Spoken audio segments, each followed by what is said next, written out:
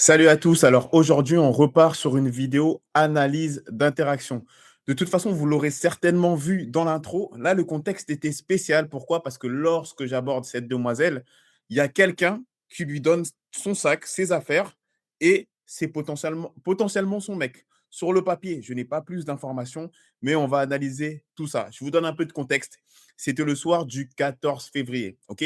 Soir de la Saint-Valentin. Je passe, je suis en train de marcher, et là, je vois une métisse avec des cheveux curly. Là, très clairement, on est sur mon style de fille de base. Métisse, cheveux curly, bref, tu connais. Je passe une première fois et je vois que nos regards se croisent. Et avec l'expérience, je sais que quand elle me regarde, on va dire qu'elle aime ce qu'elle est en train de regarder, tu vois.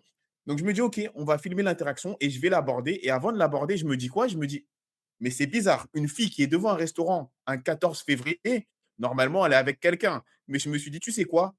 Ça sert à rien de trop réfléchir. Un bon séducteur, j'ai envie de dire, c'est quelqu'un que de temps en temps, il déconnecte son cerveau et il passe à l'action. Parce que parfois, trop réfléchir, ça te fait perdre des interactions.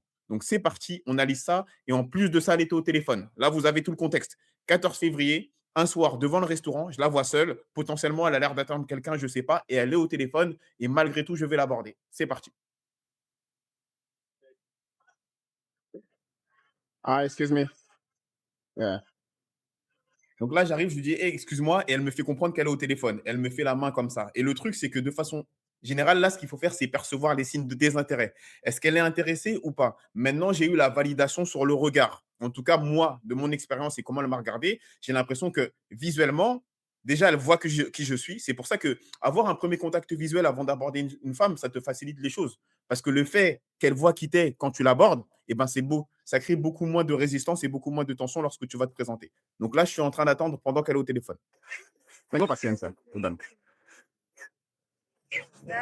Et pendant que j'attends, ça a duré peut-être 30 secondes, je cherche son regard et je cherche à savoir si elle est inconfortable ou pas, si elle est mal à l'aise, si elle me donne des signes de désintérêt. Parce que si elle me donne des signes de désintérêt trop forts, très clairement, moi, je pars, je ne suis pas là pour harceler. Donc, j'essaye de percevoir des signes d'intérêt, je vois qu'elle me regarde, elle me fait un petit sourire en coin, donc je me dis quoi? C'est pas grave, j'attends 30 secondes le temps qu'elle raccroche, et ensuite je commence à mettre mes passements de jambes.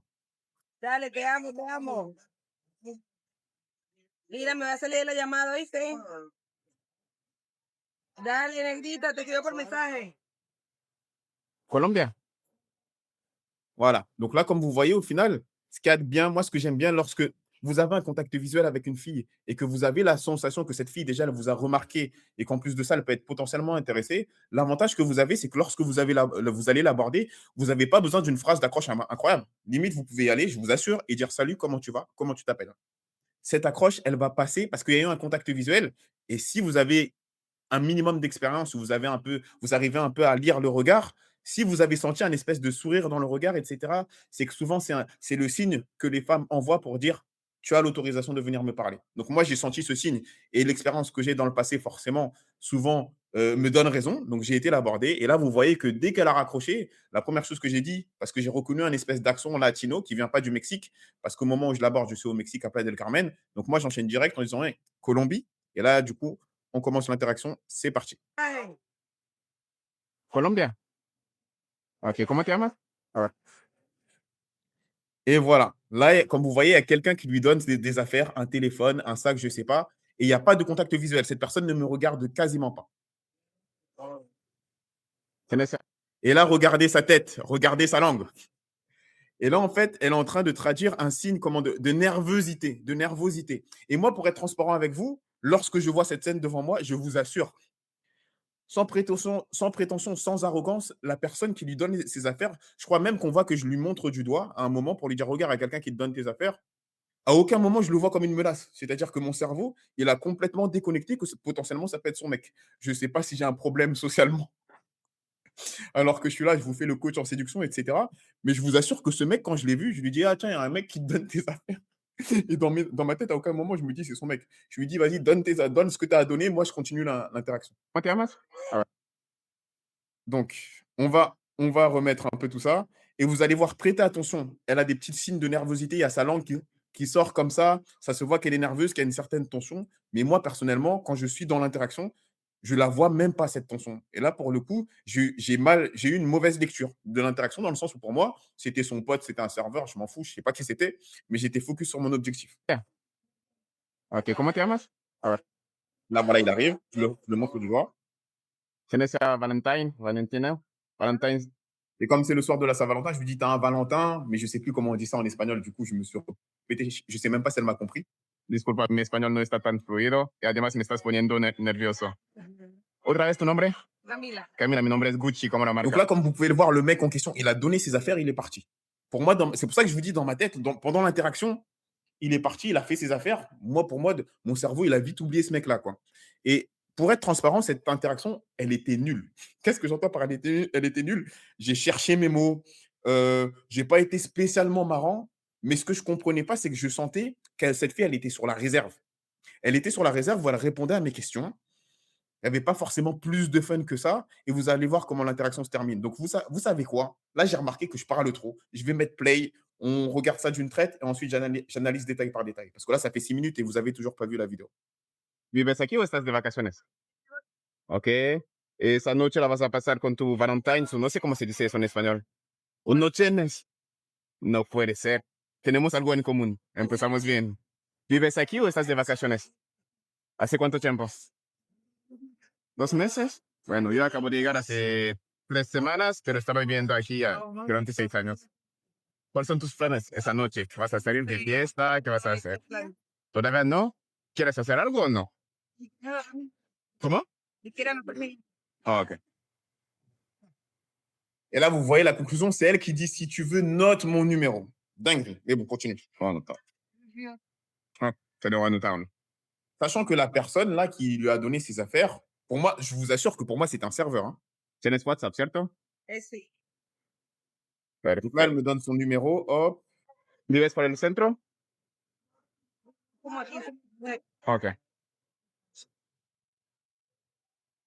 Yo estaba pensando que estabas esperando a tu cita esa noche. Por eso me quedé pensando.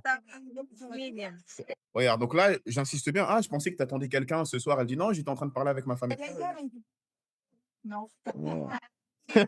Camila Comi. Así me voy a acordar. Ay, te ves chévere. Dale. Gucci, como la marca. Vale. Bye, bye. Donc, là, vous avez vu, j'ai pris le contact. Sur le papier, je ne sais pas c'est qui ce mec. Je ne sais pas c'est qui. Il est venu, il a donné ses affaires, etc. Et en fait, je me souviens que je me sentais bizarre après cette interaction. Pourquoi? Parce que je me suis dit, il y a un truc qui cloche. C'était facile. J'ai pas senti non plus une connexion de dingue. Et elle m'a donné son numéro. Et surtout, quand elle m'a donné son numéro, elle a dit une phrase qui montre un signe d'intérêt très élevé, qui est laquelle? Qui est déjà, bah, prends mon WhatsApp. OK? Et à la fin, elle a dit, écris-moi.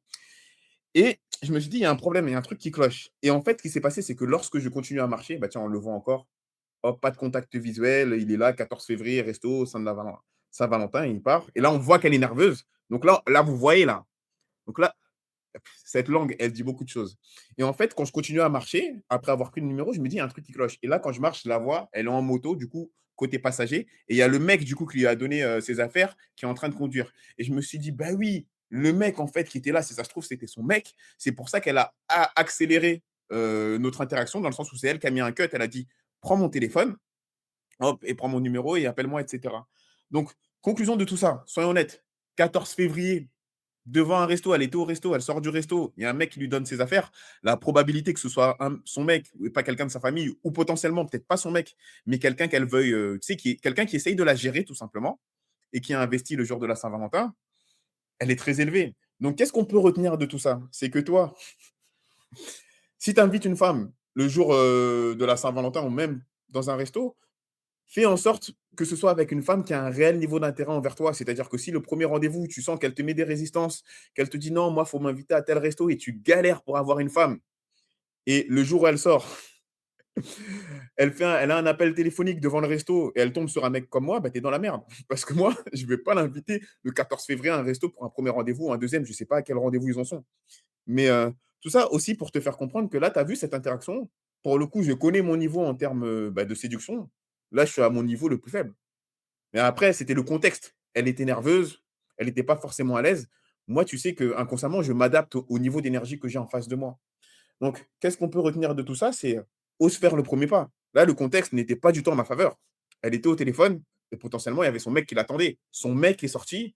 Malgré tout, je ne me suis pas fait casser la gueule. Et même, admettons, ils me disent: «Ouais, tu fais quoi? C'est ma copine». J'aurais dit: «Ah, excuse-moi, je pensais qu'elle était seule. Ben écoute, franchement, sache que tu as une copine qui est très charmante et limite, je lui dirais, est-ce que tu lui as dit à ton mec qu'il a beaucoup de chance?» J'aurais joué avec elle là-dessus. Certainement, ça aurait mis un peu moins de tension, un peu plus de légèreté et même si le mec, il se serait énervé et cetera, j'aurais dit: «OK, cool, tranquille» et je serais parti. Le nombre de fois où cette situation, elle m'est arrivée, où j'ai abordé quelqu'un et au final, il y a son mec qui est dans le secteur, croyez pas que vous allez vous faire casser la gueule, hein. À partir du moment où vous êtes poli, même sans compétence sociale, vous dites: «Ah OK, je ne savais pas, désolé» et vous partez. C'est la pire des situations qui puisse vous arriver et dans le meilleur des cas, il va vous arriver ce qui m'est arrivé à moi. Je l'ai abordé parce que j'ai vu des signes d'intérêt, le regard ne trompe pas et c'est passé. Donc une autre chose aussi, une autre valeur ajoutée que j'aimerais vous donner dans cette vidéo, c'est vraiment le fait de le regard. Le regard va vous permettre de déceler des signes d'intérêt. Une chose que j'aime faire, mais faites-le quand vous êtes en train de marcher, pas quand vous êtes posé dans un endroit. C'est vraiment, n'ayez pas peur de maintenir le regard avec des filles qui peuvent potentiellement vous intéresser et que vous sentez qu'elles sont en train de vous regarder. Moi, je le fais tout le temps. Il y a une fille qui peut potentiellement m'intéresser, je vois qu'elle me regarde, je la regarde. Et j'ai juré que la personne qui va lâcher le regard en premier, c'est elle. Et avec l'expérience maintenant que j'ai, je sais qu'à la façon dont elle me regarde, combien de temps dure ce regard, s'il dure 1 seconde, 2 secondes, 3 secondes. Et vous savez, avec le regard, les filles peuvent rigoler avec les regards. Je dis les filles, mais nous les hommes aussi. Mais si vous arrivez à lire ça, vous aurez. Moi, j'ai comme la sensation d'avoir le détecteur, vous savez, dans Dragon Ball Z, où on peut lire le niveau de puissance.